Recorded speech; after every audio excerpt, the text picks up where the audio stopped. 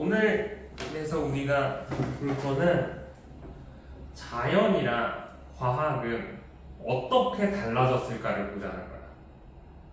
과학이랑 자연이랑 무슨 차이가 있어? 우리 지금은 통합과학 배우잖아. 그렇지? 통합과학 이전에 어떤 거였는지 알아? 통과 이전에 융합과학이었어. 융합과학 전에는 뭔지 알아? 그냥 과학이야. 그 과학 전에가 자연이었어. 광학력이. 그러니까 이 방향으로 지금 바뀐 건데, 자, 자연이랑 과학이랑 우리가 달라지는 것을 생각을 해야 돼. 과학의 가장 특수성이 어떤 것일까요?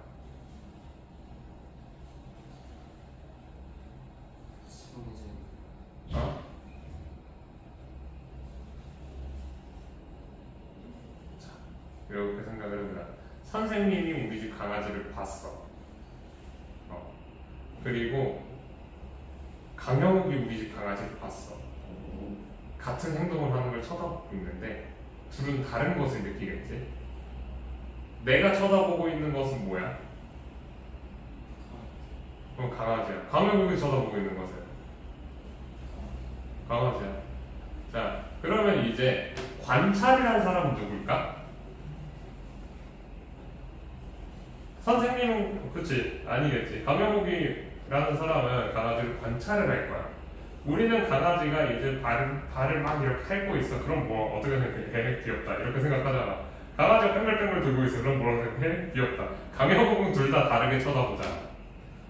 저 아이가 발을 핥고 있네. 발을 핥고 있다는 거는 지금 무언가 불안감이 있다는 거 막 이런 식으로 얘기를 하겠지. 물론 그게 진짜 불안감이 있는지 난 알아서 하는 말은 아니야. 그냥 강영욱 씨는 그냥 어떻게 잘 얘기를 하더라고 항상. 자, 과학이라는 것은 바라보는 게 아니라 관찰을 해야 돼. 관찰을 하고 나서는 이거를 적어야 되는 거야. 왜냐면 우리가 어떤 정보를 얻어서 과학은 남들한테 자랑하려고 하는 게 과학이거든.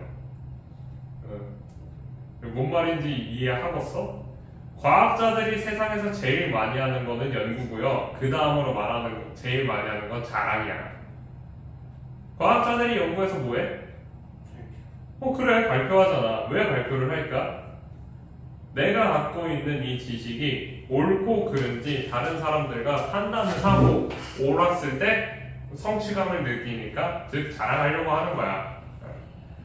그래서 우리가 과학이라는 거는 그 자랑을 하려면 내가 갖고 있는 것과 너가 갖고 있는 기준이 같아야 된다는 거야. 자, 여기에서 지금 원시인 둘이 내일 해가 여기 있을 때 사냥하러 가자고 했어. 그래서 이 자식은 산골짜기에서 만나재. 세상에나, 이거 나 옛날에 얘기했지만 선생님 어린 시절이랑 똑같잖아. 야, 해 뜨면 놀자. 그래 하고서 아침에 8시에 나오는 새끼들이 항상 있다 그랬지. 지금도 그렇다 그랬잖아. 야, 내일 보자 해놓고서 PC방에 아침 10시부터 앉아있는 애들이 있다고, 내 친구들은. 자, 그러면 이제 이렇게 얘기를 하겠지. 지금 얘의 문제는 뭐냐면은 시간을 정확하게 얘기를 못했어. 근데 얘는 장소상의 문제가 있어. 자, 이렇게 얘기하는 거죠. 현우야, 선생님이랑 다음 주 이 시간에 학원에서 보자 하겠어. 그래서 선생님이 근데 원장실 들어가 있었어. 거기에서 2시간을 기다렸어. 너 원장실 들어가가지고서 내 얼굴 쳐다볼 자신 있어? 없지. 들어올 것 같아? 안 들어오겠지. 그럼 그냥 2강의실 정강의실 해가지고 1강의실부터 그냥 강의실만 열심히 찾아봤을 거 아니야. 자, 이런 거야. 어떠한 장소에 대해서도 측정을 해야 돼. 그래서 대화를 할 때 우리의 기준이라는 것이 일치돼야 될 필요가 있다라는 거예요. 그것을 일치시켜주는 과정이 우리가 규모를 정하는, 그리고 이 시공간에 대한 정보의 일치, 즉 측정을 얘기를 해야 된다는 거야. 자, 규모가 다르면은 관찰과 측정하는 방법은 달라져야 된다. 이것에 대해서는 우리 이제 쉽게 이해를 하죠. 선생님이 드럼통에다가 물을 채울 거야. 파란 드럼통에다가 물을 이렇게 채울 거야. 왜냐면은 지금 저쪽에 강원도에 산불이 나가지고서 그거를 진화하러 가려고 하는데 드럼통에 물을 채워가지고 가야 된대. 그래서 물을 채우려고 열심히 했어. 스포이드로 하나하나 넣었어. 강릉에 불이 꺼졌대. 아직 3분의 1밖에 못 채웠는데.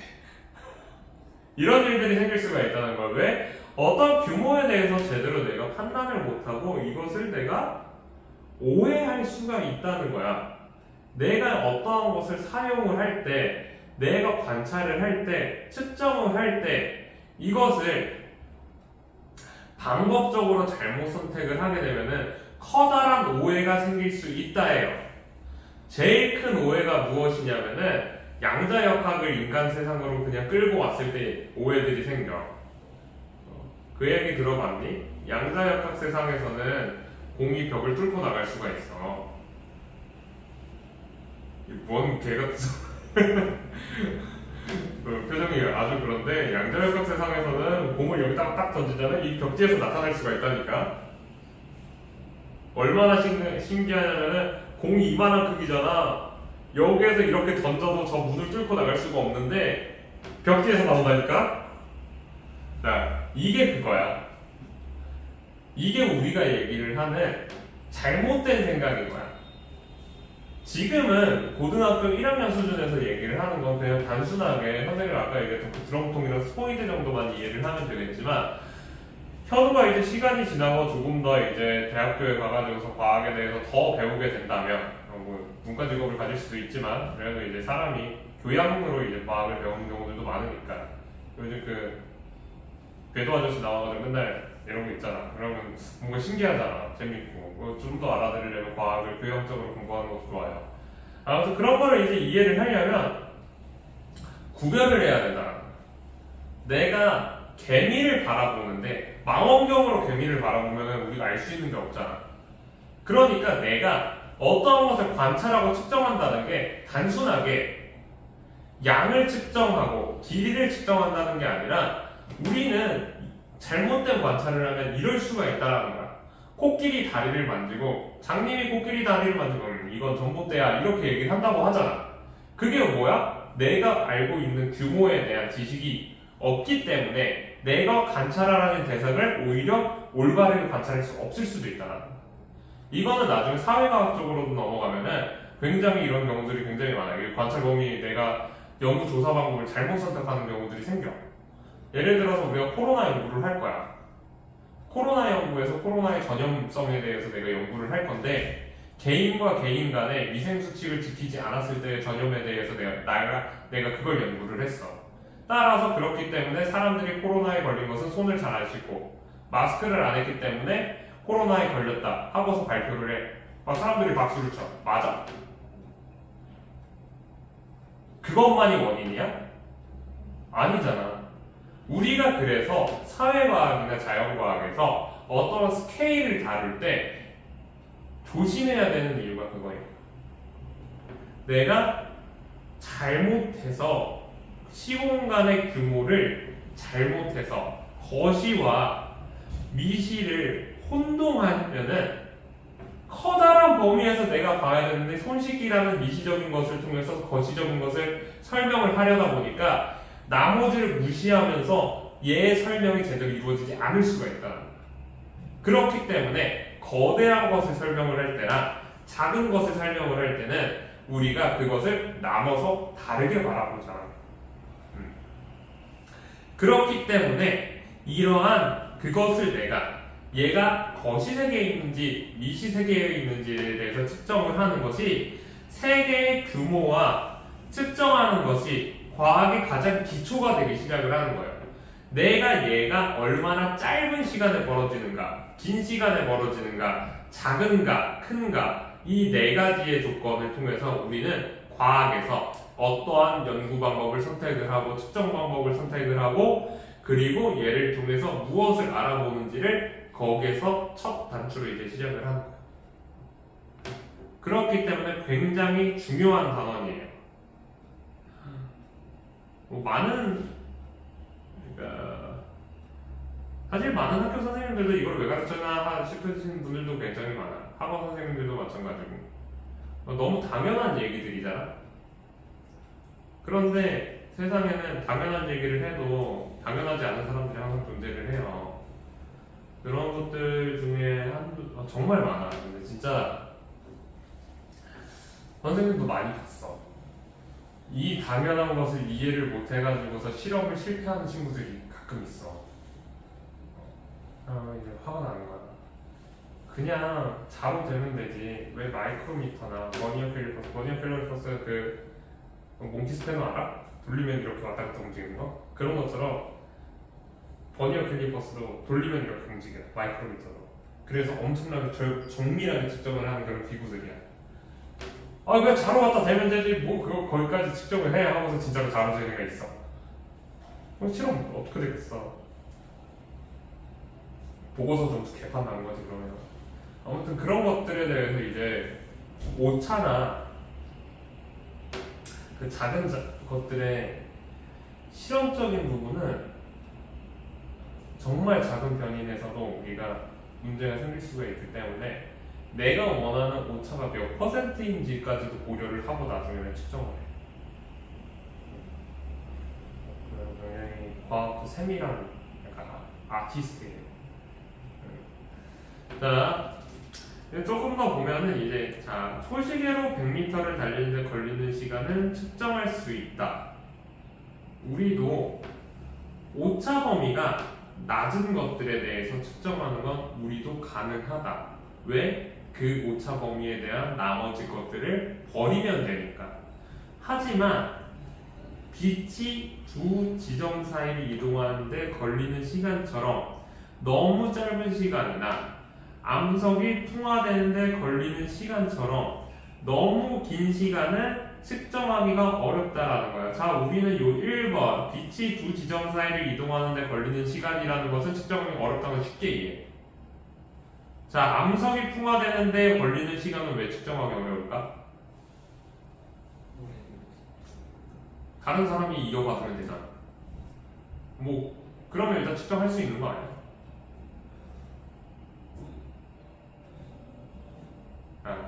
암석이 풍화되는데 걸리는 시간을 측정하기가 어려운 이유가 뭐냐면 끝점을 알 수가 없어서 그래.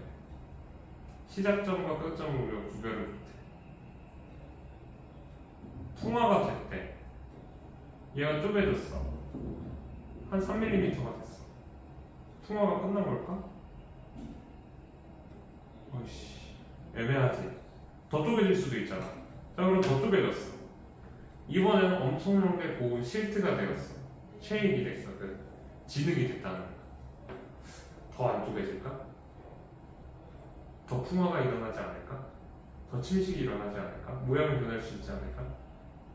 그렇기 때문에 우리가 이렇게 어떠한 것을 측정을 한다는 것은 어려운 거야.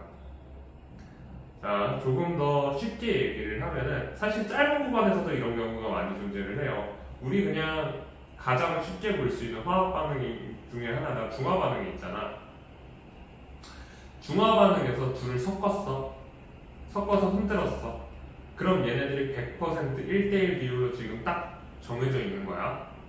완전히 그건 불가능한 일이지만 측정이라는 것에서 오차가 무조건 있으니까 1대1이라는 것은 사실 나올 수가 없는 거지. 아무튼 1대1이라고 하자. 가정을. 둘을 섞었어. 흔들었어. 그럼 얘네들이 100% 완전하게 균일하게 섞일 가능성이 있을까 없을까? 없겠지. 그러면은 우리는 얘네가 중화가 끝났다라고 얘기할 수 있는 지점이 사실 어딨어? 없어. 하지만 우리는 어떻게 해? 그냥 적당히 되면은 중화가 다 됐다라고 얘기를 하는 거야. 그래서 그런 끝점들은 사실 사람들이 임의로 다 정해놓은 거야. 그래서 실제로 나중에 이제 대학교 가서 논문을 보면은 어느 시점에 막 몇 퍼센트 이상 되었을 시 완료로 두고 이런 식으로 논문에 써 있는 경우들이 많아. 이제 보통 학사나 석사 논문에서는 그렇게까지 하는 경우가 많이 없는데 이제 박사 논문이나 교수님들이 쓰는 논문을 보면은 그렇게까지 엄청 정밀하게 얘기를 해. 그래야지 자 특히 지 맘대로 생각을 한다니까. 과학자들은 또라이기 때문에 아무튼 그래서 이런 것들을 우리가 얘기를 하는 거야. 따라서 우리는 적절한 방법으로 시간과 길이를 측정해야 된다라는 말이 내가 그 범위도 적절하게 두고 사용하는 도구도 적절하게 두고 그래야지만 내가 측정하기가 쉽다라는 얘기예요. 내가 우리나라의 전체 면적을 측정을 할 건데 내가 원하는 오차의 범위가 10나노미터의 범위로까지 우리나라를 측정하고 싶어. 이 새끼를 어떻게 해야 될까? 그 친구가 있으면 어떻게 해야 될까? 이제 빨리 데리고 가가지고서 이제 요즘엔 그러면 안 되지만 우리 때는 그 청소주범에 넣어놨어요. 화가 나면은 집어넣었어 그냥. 청소도구함에 넣어놓고 우리는 청소도구함이 벽을 이렇게 막아가지고 되어 있는 청소도구함이 아니라 약간 이만한 높이? 요만한 높이에 그냥 청소도구함 해가지고 그냥 문이 하나 달려있는 거 위에 뚫려있고 그냥 거기다 집어넣었어.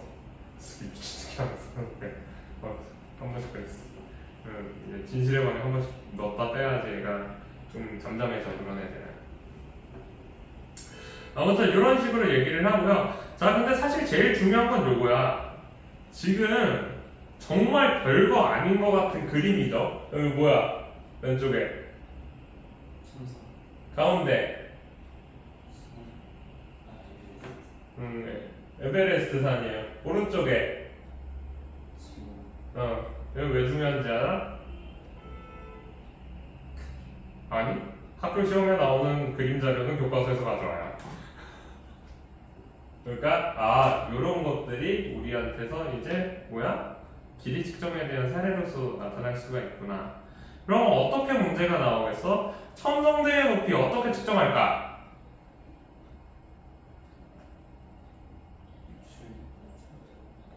줄자로 측정할 수 있어. 이 정도면 10m니까. 우리가 보통 쓰는 줄자의 길이가 한 25m, 35m야. 줄자로 측정할 수 있어. 가능성 있어. 왜냐면 첨성대가 안에 들어가면 여기 위에가 뚫려 있어서 위에서 그냥 걸어놓고 밑에까지 보면은 줄자로 측정할 수 있어요. 에베레스트 산.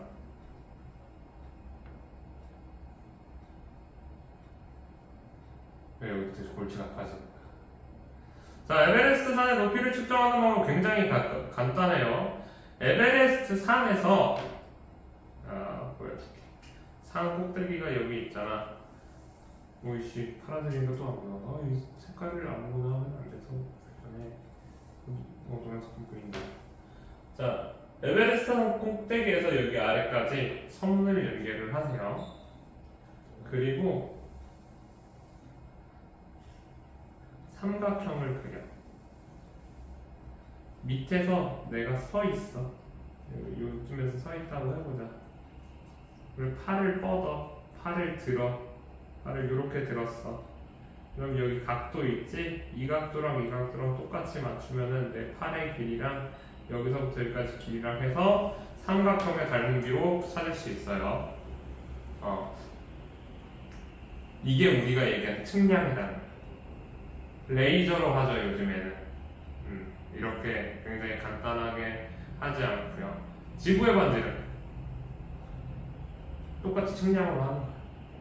그래서 그러면 현대적으로는 어떻게 할까? 지구의 반지는 어떻게 측정했는지 알아?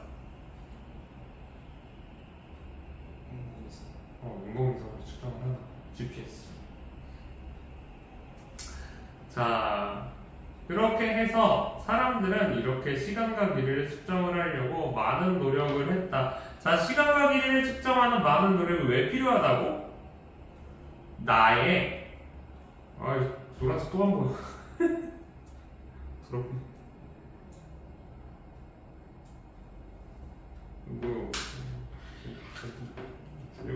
뭐가 제공된다는 거야?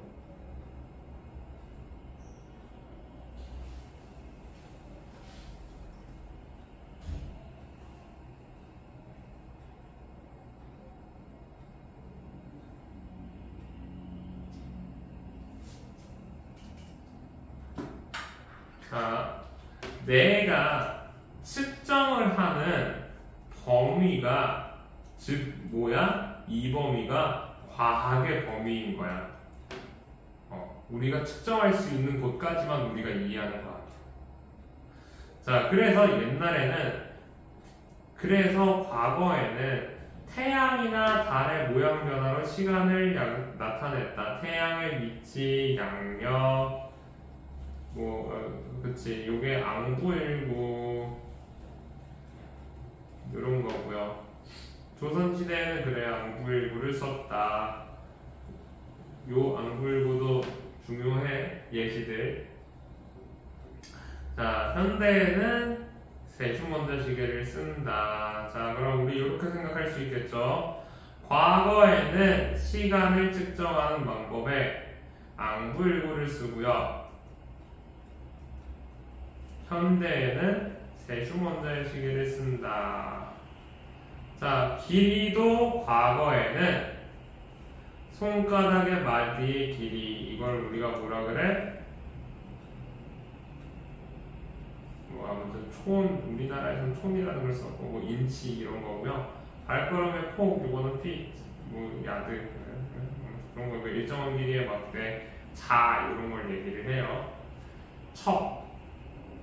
하지만 현재는 정밀한 자와 전자현미경을 사용을 한다. 자, 문제가 어떻게 나올 거냐? 그래서 과거에는 예시, 현재에는 예시. 그래서 이게 옳게 짝지워지지 않은 것은 이런 거 나올 수 있어요. 뭐 어렵진 않겠지. 예시들을 잘 기억하고 있으면 돼. 자, 그렇게 해서 우리는 시간과 공간의 규모가 다양해져서 작은 규모를 측정을 하는 애들도 많이 발전했고요. 큰 규모를 측정을 하는 애들도 많이 발전을 했다라는 거예요. 그래서 여기에 나와 있는 예시들 잘 기억합시다.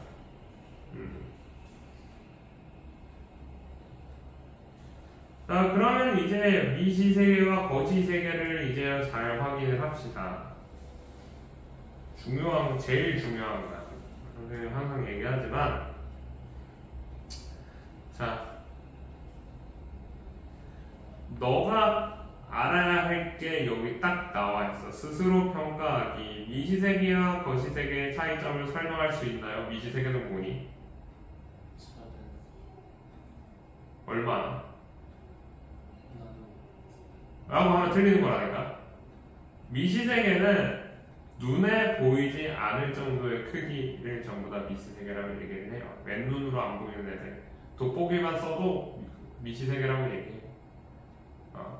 거시세계는 큰 애들. 자, 이거는 그냥 사전적인 정의고, 그럼 미시세계랑 거시세계를 우리가 구별을 하는 이유가 무엇이라고?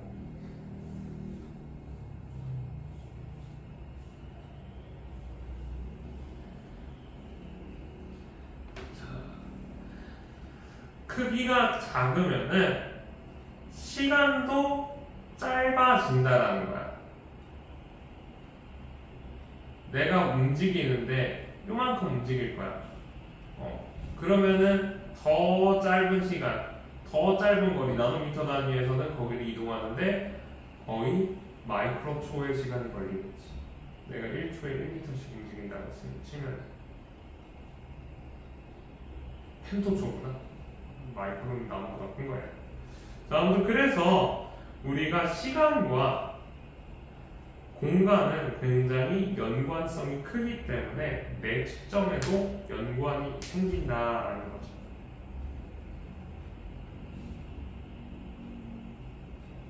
그래서 자연현상을 올바르게 기술해야 되는 이유에 대해서 인식을 했나요? 라고 물어보네. 자, 왜 올바르게 기술을 해야 된다?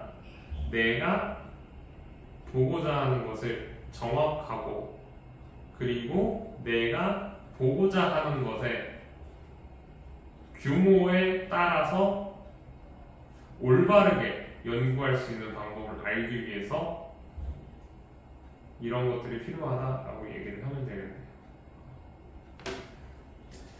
참 어려운 얘기라고 선생님은 많이 생각해요. 자, 기본량과 단위.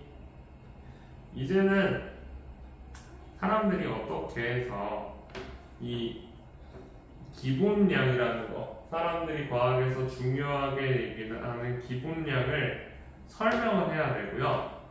자, 이 단위가 가지는 의미를 정확하게 확인을 하자라는 거예요. 그리고 어디 쓰는지. 참고로 과학에서 우리가 선생님이 많이 설명 안 하는 것 중에 하나가 단위가 어렵지 않아.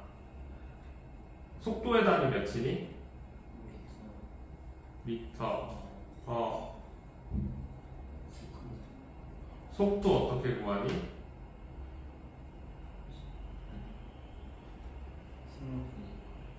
그러니까 속력 어떻게 구해? 네? 시간분의? 시간분의 이런 거예요. 거리의 단위 미터, 시간의 단위 세컨드. 그래서 우리가 어떤 공식이나 단위라는 것은 사실 얘네들 사이에서 이 기본량의 조합으로 만들어져요. 그래서 이 단위가 가지는 의미가 정말 중요한 거야. 우리가 사용하는 대부분의 것들은 기본량을 조합해서 만들어진 단위거든요. 정말 중요하니까 그래서 오늘 잘 보자라는 거야. 자, 우리나라 속담 중에는 되로 들고 말로 받는다처럼 곡식 등의 양을 나타내는 말들이 있었는데 오늘날 되나 말처럼 양을 나타내는 방법에는 무엇이 있을까? 자, 여기 근데 체중계도 양을 나타낸대. 맞을까 틀릴까? 체중계는 어떤 거 되는데? 몸무게는 양이야?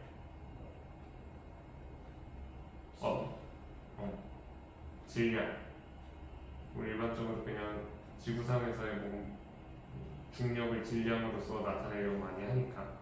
그럼 질량은 뭐야?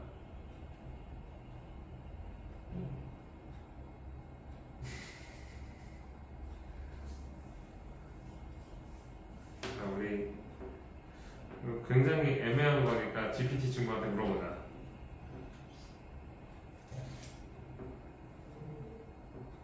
GPT 친구랑 놀고 있었어. 질량이 무엇이니?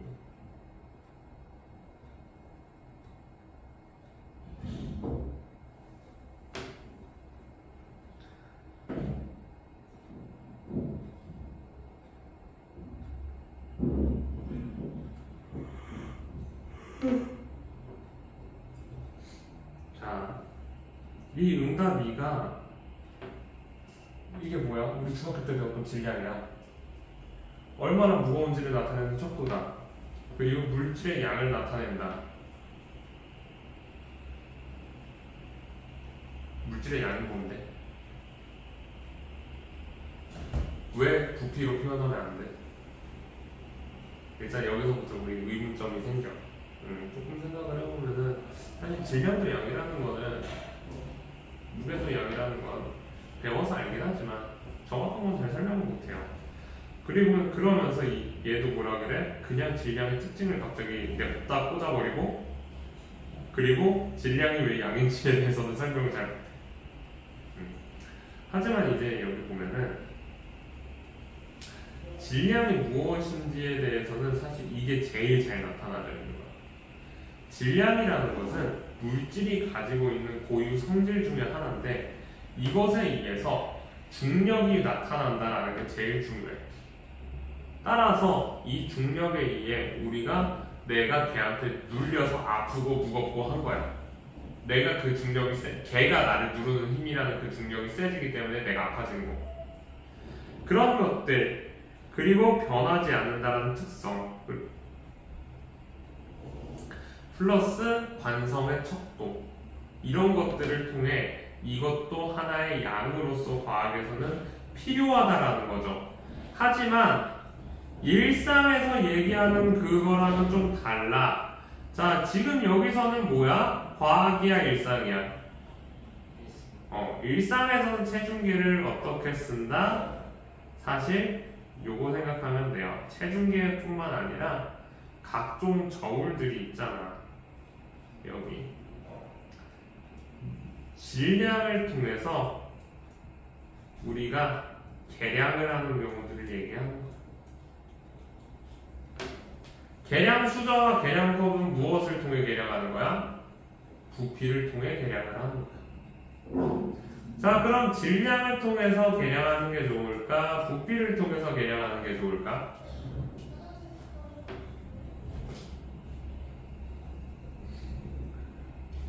물질의 종류에 따라 다른 거야.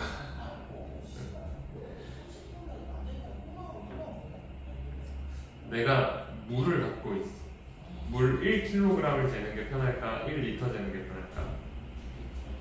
그랬기 때문에 액체는 리터를 쓰고 고체들을 보통 질량을 많이 쓰는데, 설탕 한 숟가락이라고 얘기하는 것들 있잖아. 설탕 입자가 고우면 고울수록 양이 많아져. 사이사이 빈 공간이 채워지니까. 설탕 입자가 굵으면 어떻게 되겠어? 그러면 덜 들어가겠지. 그래서 요리나 베이킹을 할 때 그 스푼이라는 단위가 생각보다 정확하지가 않아. 조금 더 들어가고 덜 들어가도 상관없어. 자, 일단 잠깐 쉬었다가 5시에 다시 시작을 할게요.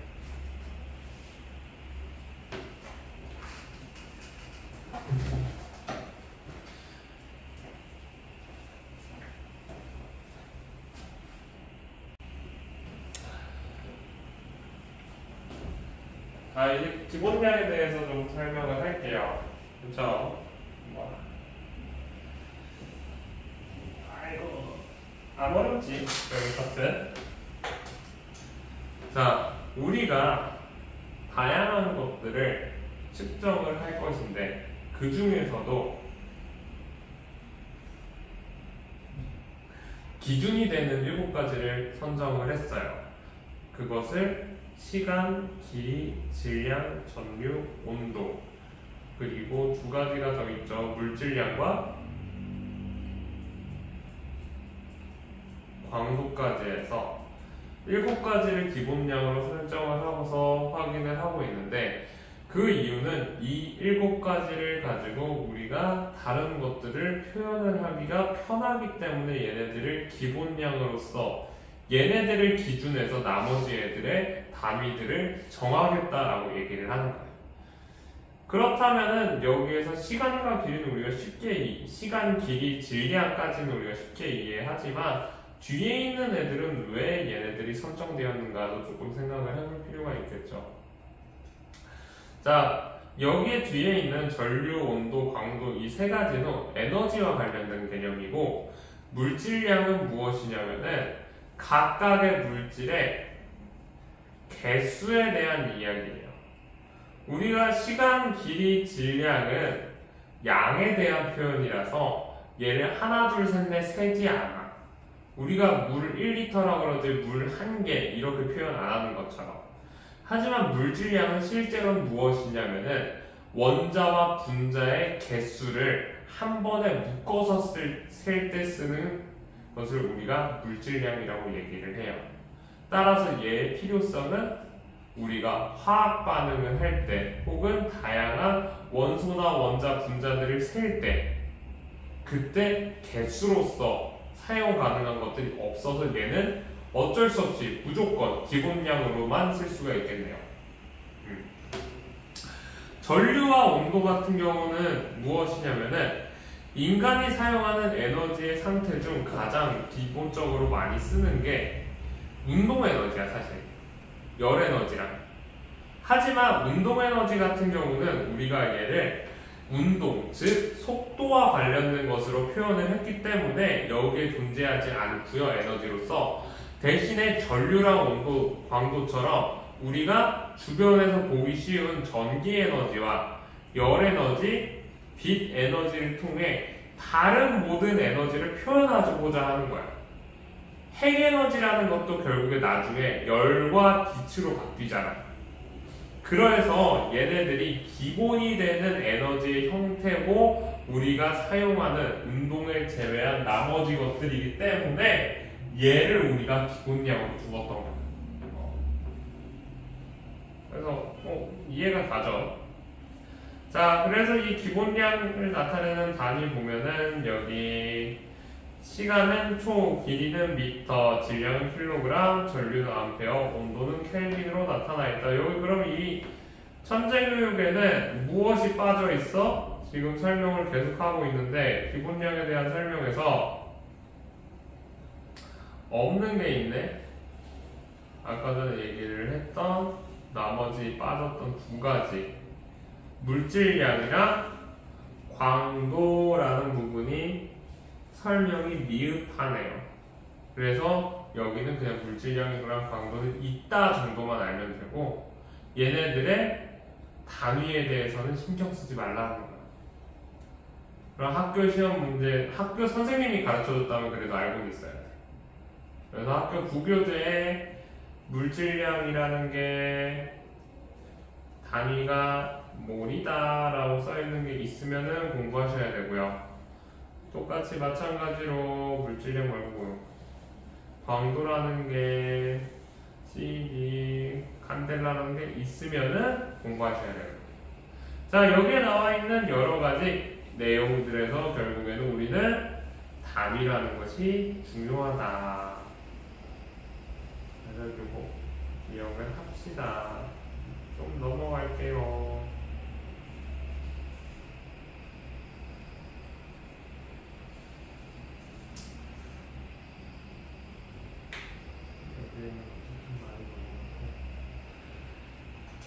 자, 그렇게 해서 우리는 이제 여러 현상이랑 과학 개념을 명확하게 설명을 할 수 있게 됐고요. 물체가 공간에 차지하는 크기인 부피는 길이를 통해 설명을 한다. 그리고 또 속력은 시간과 길이를 이용해 나타낸다. 그럼 이제 책에서 어떤 걸 알려주려고 하는 거야. 기본량을 조합해서 만드는 새로운 양들이 유도량에 대해서 얘기를 하겠다라는 거네.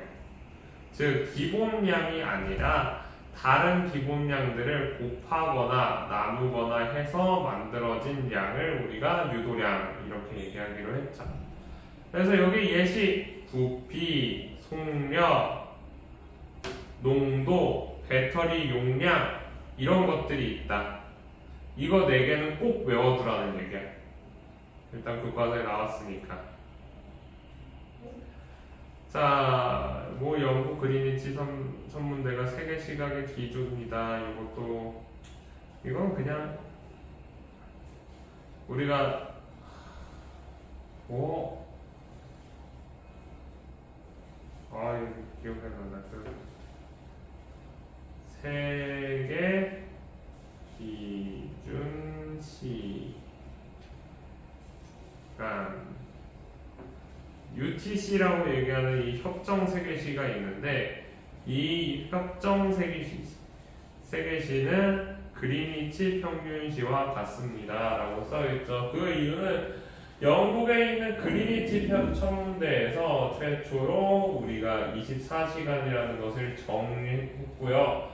그 영국에 있는 그리니치 천문대를 기준으로 우리가 경도에 따라서 시간을 1시간씩 늘리고 줄이고 하는 거예요. 자, 그럼 이제 우리나라는 느렸을까 줄였을까? 영국을 기준으로 동쪽에 있을까 서쪽에 있을까?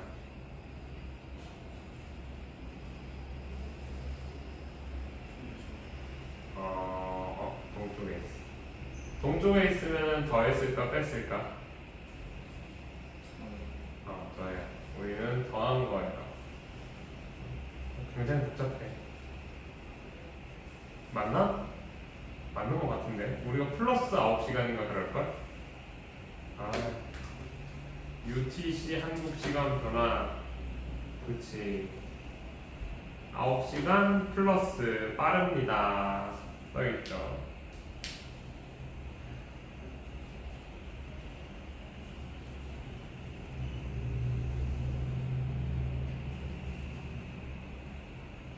그래서 여기 학교 교과서에도 이렇게 문제가 있잖아. 이 문제를 열심히 푸셔야 된다고요.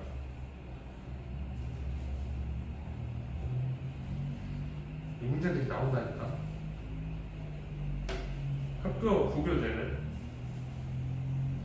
그것도 있지. 그것도 다 해야 된다니까. 자, 창의력 키움 활동은 사실 안 해도 되고요. 측정 표준과 정보 오늘은 요거까지만 설명을 할 거야. 다시 자 과학에서 어림과 측정의 의미를 확인한다. 그리고 측정 표준이 왜 필요한지 안다. 그리고 활용되는 사례를 탐색해보자. 결국 과학이라는 거는 이론만 알고 있다고 되는 게 아니라 실제로 내가 얘가 무엇에 쓰이고 얘가 어디에 있는지를 내가 쳐다볼 수 있어야지 과학을 완전히 이해했다라는 얘기야 여기서.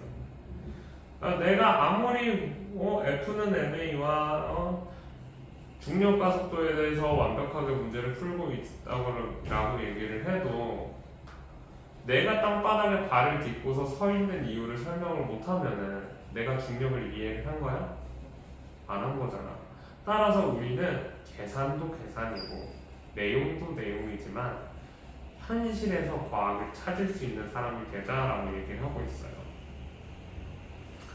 자, 조선시대의 암행어사는 탐관오리가 눈금이 다른 남들이랑 다른 기준을 가진 이상한 사람이래요.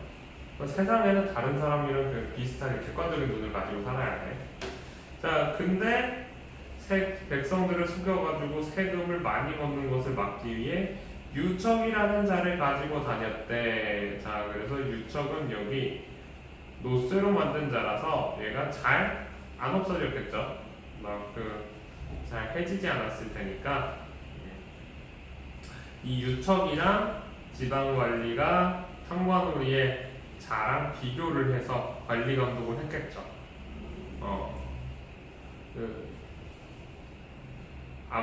좀 여담인데 암행어사는 어떤 사람이 있을 것 같아?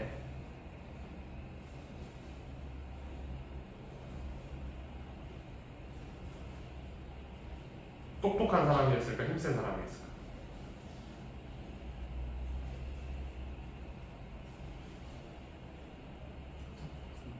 힘센 사람이었어요.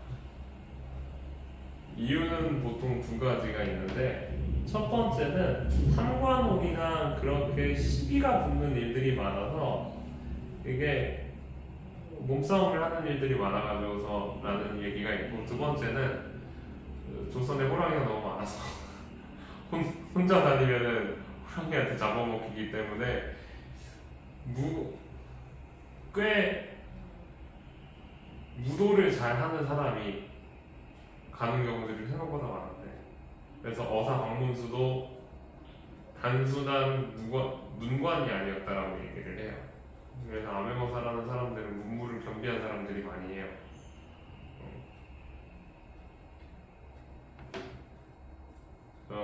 금속으로 만든 자를 들고 다니면서 힘이 센 소드마스터인 거지. 이걸로 이제 사람을 때리겠지.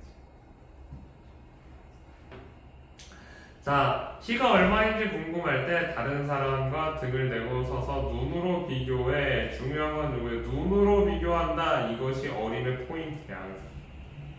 어림이라는 것은 내가 추측한다는 것이 제일 중요해요. 이렇게 짐작하는 것이 굉장으로 신뢰도는 별로 없지만, 하지만 측정에서 얘를 필요로 할 때가 있어. 측정은 완전히 정확도를 우리가 요한다. 근데 측정도 100% 신뢰하면 된다, 안 된다? 안 된다. 개개인마다 차이가 여기서 존재는 한다. 크지 않을 뿐이지. 그렇게 해서 대부분 측정을 해서 결과를 얻고, 이 결과는 그래도 신뢰도가 높으니까 이걸 바탕으로 과학 이론이 발전을 한다는 거예요. 즉, 측정 기술의 발달은 과학의 발전을 빠르게 가져오게 돼요.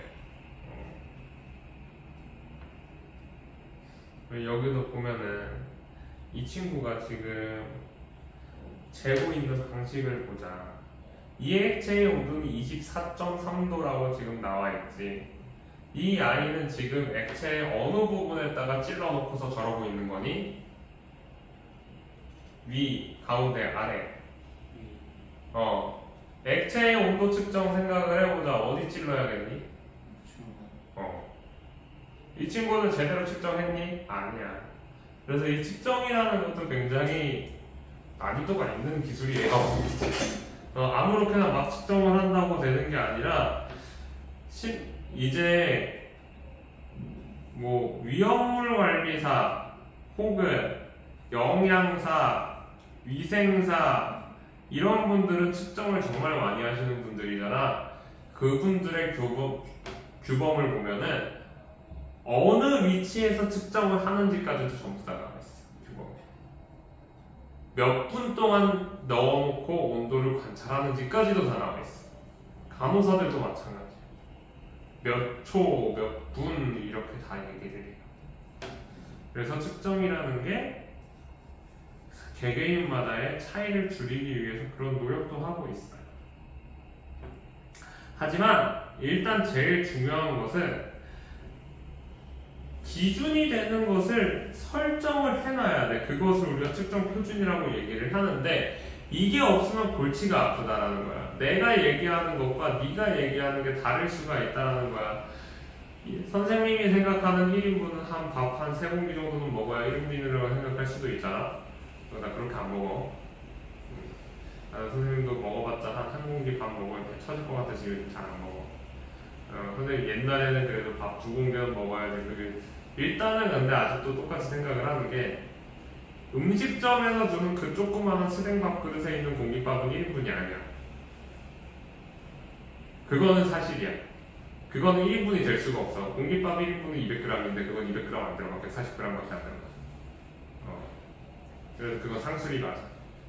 그리고 고기도 먹을 때 보면 고기도 1인분에 150g 이렇게 주잖아. 자, 이런 게 문제야. 과거에는 고기 1인분이라고 하면 200g 정도를 얘기를 했어. 근데 요즘 막 150g, 심한 데는 120g, 100g 이런 집들도 있어. 그럼 그 1인분이라는 것은 우리가 측정 표준이 있어? 없어? 없어. 주인장 마음대로야. 그렇기 때문에 우리가 계속 혼돈이 있고, 심지어 옛날에는 어떤 경우들이 많았냐면 1인분 5,000원 이렇게 하고서 파는 거야. 근데 가서 고깃집에 가서 보면은 고기 120g, 100g이래. 물론 지금의 기준으로 봤을 때는 그래도 지금보다는 훨씬 싼 거지. 근데 기분이가 나쁘다 그거지. 나는 그 1인분 200g인 줄 알고 했는데 100g 이렇게 주고 있으니까 뭐야 결국엔 1인분에 10,000원. 그럼 여기나 거기나 똑같잖아. 이렇게 가는 거야. 그래서 이런 것들에 대한 오해를 줄이기 위해서 필요한 게 측정 표준인 거죠. 자, 여기 길이 측정을 위한 노력 알아보기. 18세기 말 프랑스에서 인류 공동의 자산인 지구를 이용해 북극에서 적도까지의 거리를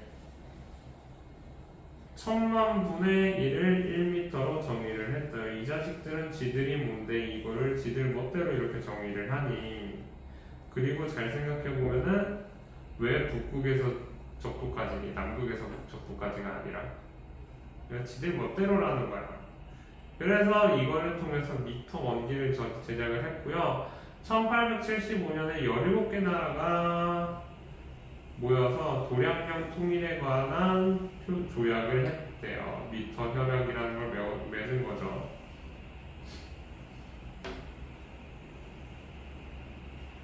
누가 했다고? 세계에서 프랑스랑 제일 안 친한 나라가 어딘지 알아? 그리고 세계에서 일본이랑 사이가 제일 나쁜 나라. 프랑스 바로 옆에 있는 섬나라 뭔지 알아? 영국은 그래서 아직도 그래서 몇 년 전까지 야곱방주법을 썼던 거야. 프랑스 애들이랑 사이가 안 좋아서. 프랑스 애들이랑 사이가 안 좋아서 걔네들은 안 했던 거예요. 자, 그렇게 해서 미터 협약을 했는데 요즘에는 이 미터 원기 너무 뭐다? 짜친다. 왜? 얘네 아무리 백금으로 만들어져 있고 백금 성스텐으로 백금 뭐였지? 플라즘이었나? 아닌데 아무튼 쉽게 파괴되지 않는 것 성질 그리고 열에 의해 늘어나고 줄어들지 않는 성질을 가지고 있는 금속으로 만들었다고 하지만 그렇다고 얘가 완전한 물질은 아니잖아. 변화가 없는 물질은 아니야. 외부의 충격에 의해서 그런 것들에 의해 산화될 수도 있고 풍화 침식도 될 수가 있잖아. 그런 문제점들이 있으니까 우리 그러지 말자라는 거죠. 그래서 빛을 이용해 새롭게 1m를 정의했다. 자, 그래서 현재는 빛이 진공에서 299792458 분의 1초 동안 진행한 거리를 이것을 1m로 지정을 했어요. 그 이유는 무엇이냐? 빛의 속력은 변하지 않기 때문에 얘는 항상 특정 표준으로 사용하기가 좋다. 자, 질량 같은 경우는 과거에는 킬로그램 원기를 썼지만 현재는 플랑크 상수를 이용한다라고 나와 있네요. 넘어가서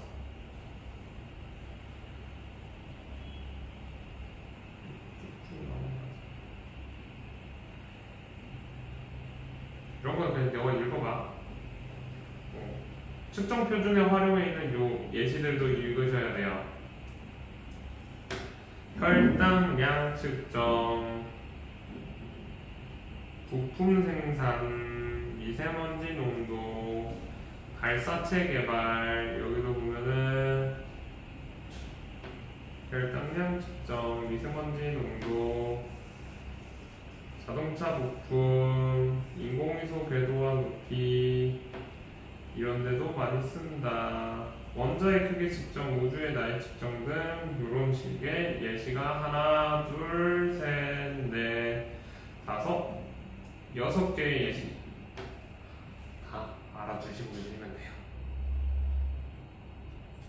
자, 이거 신호와 정보에서 이 신호는 사인이라 그래서 시그널이라 그랬어. 시그널이라 그랬죠. 시그널.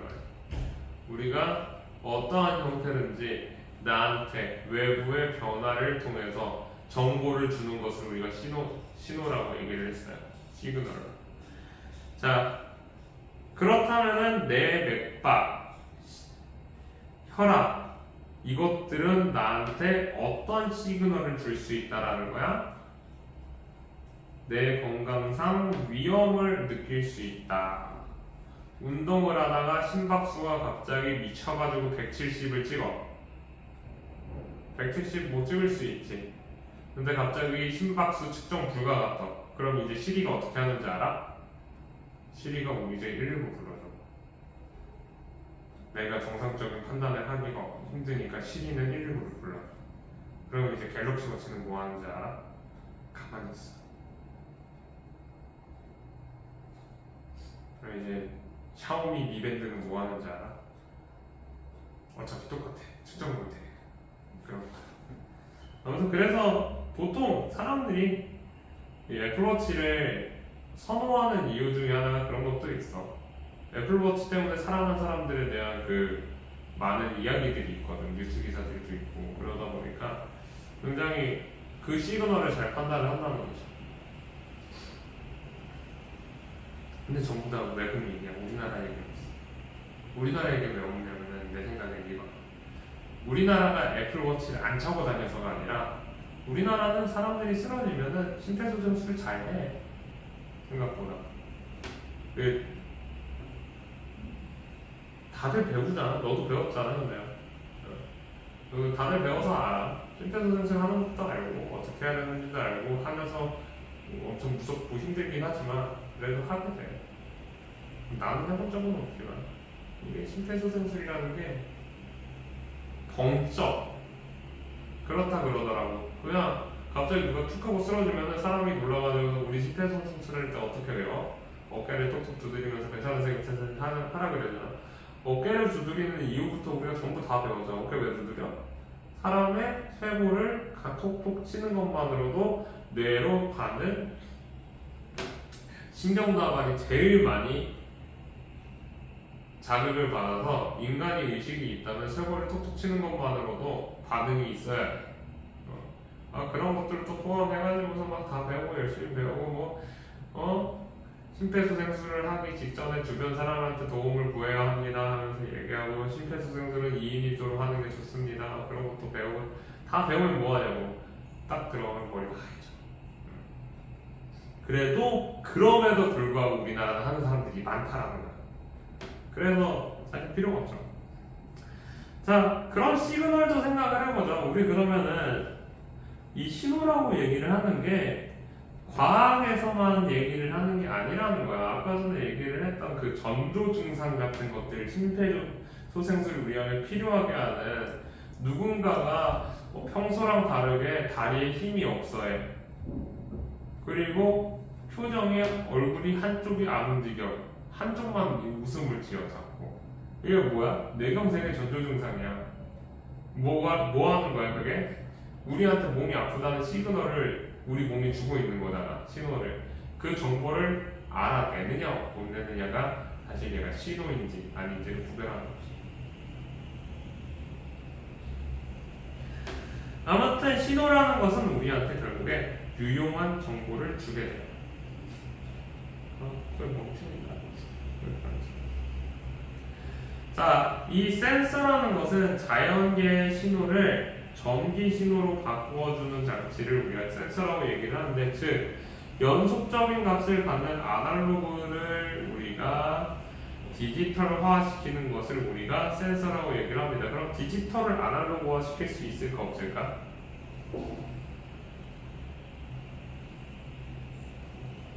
디지털이라는 것은 부연속적인 거고 아날로그는 연속적입니다. 디지털도 아날로그로 바꿀 수가 있어. 어떻게 바꾸냐면 우리 전기 신호를 켰다 껐다 해도 모터는 돌아가잖아. 모터가 돌아가면서 얘를 줄을 흔든다고 생각을 해보자. 이 줄을 흔드는 건 그러면 띡띡띡띡 이렇게 흔들릴까? 아니지, 부드럽게 항상 흔들릴 거야. 따라서 이거는 연속적인 걸로 바뀌었지. 따라서 우리가 아날로그로도 바꿀 수 있어. 굳이 막 다 디지털로만 바뀌는 게 아니야. 자, 우리 소리는 아날로그지. 저장될 때 마이크를 통해서 저장을 했어. 그럼 뭐야? 디지털이지. 그 저장된 게 스피커로 나왔어.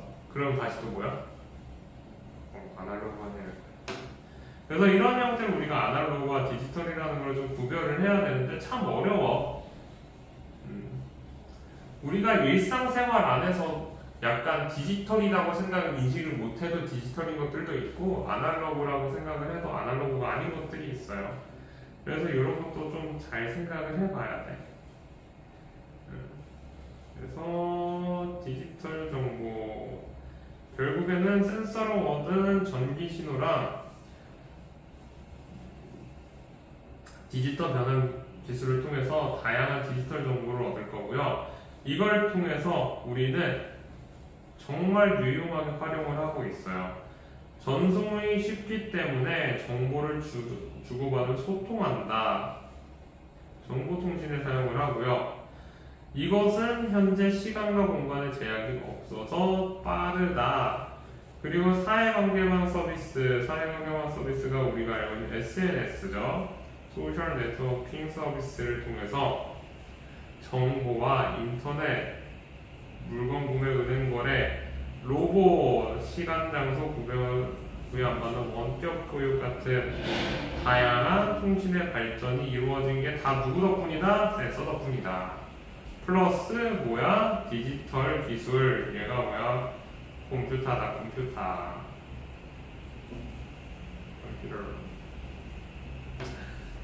선생님이 이번에 집에 내려갔다가 오면서 잠깐 화장실에 급해가지고 스케줄을 들렸는데 로봇을 이용한 작업 수행을 봤어. 로봇 카페가 있더라고. 로봇이 커피 타죠.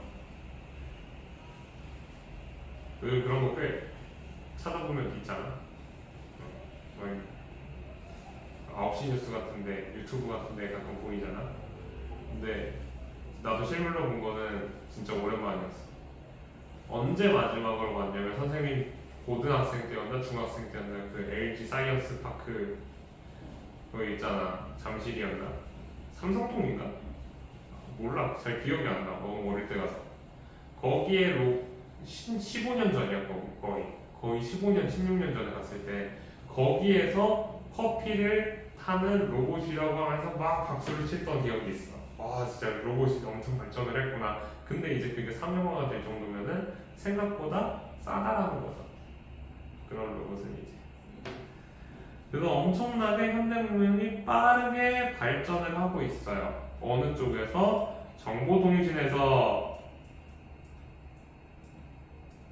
나는 이렇게 생각해. AI가 Artificial Intelligence라고 얘기를 하죠. 빠르게 발전을 하는 거야. 그래서 AI가 얼마나 빠르게 발전을 하냐면은 그냥 새 신물질을 만들고 신기술을 개발할 수 있을 정도로 엄청나게 빠르게 발전을 하는 거야. 그렇게 해서 지구온난화를 이제 해결을 하는 거지. 왜 이게 필요하냐? 우리 AI 기술, 정보통신 기술은 뭔가 우리가 직접적으로 사용하는 자동차 같지가 않잖아. 그치? 그래서 그거를 한다고 내가 환경오염을 일으키고 있다라는 생각을 안 해, 사람들이. 근데 실제로 우리가 정보통신 기술을 사용을 할 때마다 데이터들이 왔다 갔다 움직이게 되겠죠. 그리고 데이터 서버에서 발열이 발생을 해요. 그 발열을 발생을 하는 과정에서 전기 에너지가 쓰이는 거고, 전기 에너지를 쓰려면 화석 연료를 태워서 우리가 발전을 많이 해요. 따라서 우리가 정보통신 기술을 쓰는 것만으로도 엄청나게 많은 양의 에너지를 지금 사용하고 있는 거예요. 그렇다면 어떻게 해야 되겠어? AI가 지가 살고 싶으면은 지구를 살려놔야겠지. 그래서 한 가지 기술이 빠르게 발전을 해야지 결국에는 그 선도 기술을 통해 나머지 것들을 발전시킬 수가 있어요. 그래서 그걸 통해 조금 더 나아지지 않을까라고 선생님은 생각을 합니다. 그래서 오늘은 여기까지만 진도를 나가고 남은 시간은 뭐 하면 되냐? 또 문제 풀어. 과학의 미초 나눠내면 문제를